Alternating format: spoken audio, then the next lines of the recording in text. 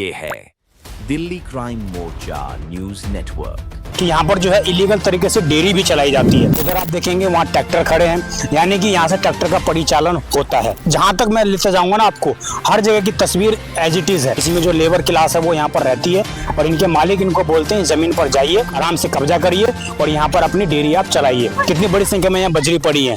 ये पूरा हरित क्षेत्र है। यहाँ तो एक ईंट भी नहीं होना चाहिए था। जो नहर से संबंधित अधिकारी होते हैं तो उनको कहीं दिखाई नहीं देता। वहाँ पर देखिए कितनी बड़ी संख्या में गाड़ियां मौजूद है। मुख्यमंत्री की पूरी विधानसभा में अगर इस तरह का कार्य हो रहा है तो आप समझिए कि दिल्ली के किसी भी कोने में कब्जा करना बहुत आसान है। नमस्कार, जय हिंद। आप देख रहे हैं दिल्ली क्राइम मोर्चा। दर्शकों, हम अपने चैनल के माध्यम से लगातार आपको दिल्ली के अंदर अतिक्रमित क्षेत्रों को दिखाते रहते हैं, आपको बताते रहते हैं कि किस प्रकार दिल्ली के हर एक सड़क पर कब्जा लगभग किया जा चुका है। आज मैं मौजूद हूँ शालीमार बाग विधानसभा में। ये जो है मुख्यमंत्री की विधानसभा है। कुछ समय पहले ही मुख्यमंत्री ने कैबिनेट मीटिंग की थी, जिसमें ये सदस्य टीम बनाई गई थी, जिसमें ये बोला गया था कि हम एसटीएफ गठन करेंगे और उसके बाद अगर कहीं भी कब्जा होता हुआ पाया जाता तो हम एक्शन लेंगे। अब मैं मुख्यमंत्री के क्षेत्र में मौजूद हूँ। मेरे पीछे आप देखेंगे ये हैदरपुर पूरा एरिया पड़ जाता है और यहाँ पर ये नहर बह रही है। अब मैं आपको जो तस्वीर दिखाने आया हूँ वो एक तरीके से हम कहें तो इन्वायरमेंट को पूरा नुकसान पहुंचा रहा है और ये बताता है कि कैसे दिल्ली में इलीगल काम करना कितना आसान है। आप ये तस्वीर देखिए, ये यहाँ पर बदरपुर पड़ा हुआ है, आप देख रहे हैं। उधर आप तस्वीर देखिए, यहाँ पर ईंट पड़ा हुआ है। उधर आप देखेंगे यहाँ रोडियां पड़ी हुई हैं, यानी कि उधर आप, मैं कहूँगा उधर दिखाएंगे। आप देखिए ये नहर के अंतर्गत पूरी सरकारी जमीन है। ये आप देखिए वहाँ पर बजरी पड़ी हुई है। उधर आप देखेंगे वहाँ ट्रैक्टर खड़े हैं, यानी कि यहाँ से ट्रैक्टर का परिचालन होता है। जब नहर के दोनों एरिया के अंदर दीवारें हैं, यहाँ पर एक बकायदा ये चीजें गठित हैं कि भाई यहाँ से कुछ भी चीज वाहन का परिचालन नहीं होगा। उसके बावजूद यहाँ पर इतने वाहन किस तरीके से और क्यों खड़े हैं, मैं जरा तस्वीर आपको और दिखाऊंगा। आप देखिए वहाँ पर देखिए कितनी बड़ी संख्या में गाड़ियां मौजूद हैं। आप देख लीजिए क्या हाल है। इन्होंने जो है एक तरीके से हम कहें तो पूर्ण रूप से यहाँ पर अवैध कब्जा कर रखा है और वो भी नहर के ऊपर।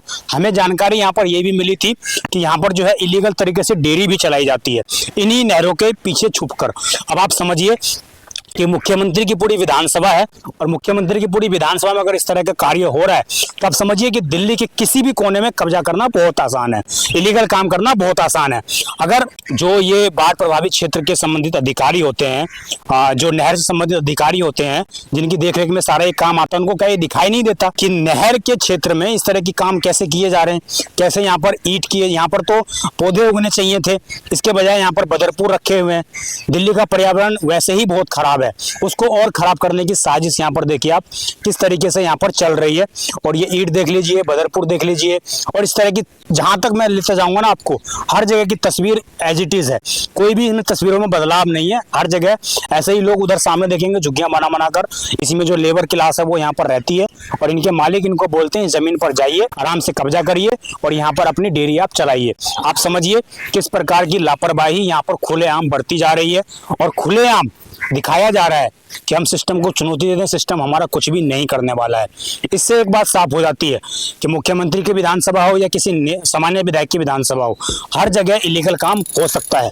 अब ये तस्वीरें मैं आपके साथ छोड़ के जाता हूँ, आप मुझे कमेंट करके बताइएगा क्या ये साफ नहीं होनी चाहिए यहाँ से, क्या इनको कोई ऐसी जगह नहीं दी जानी चाहिए जहाँ पर इनका कानूनी रूप से ये काम कर सकें।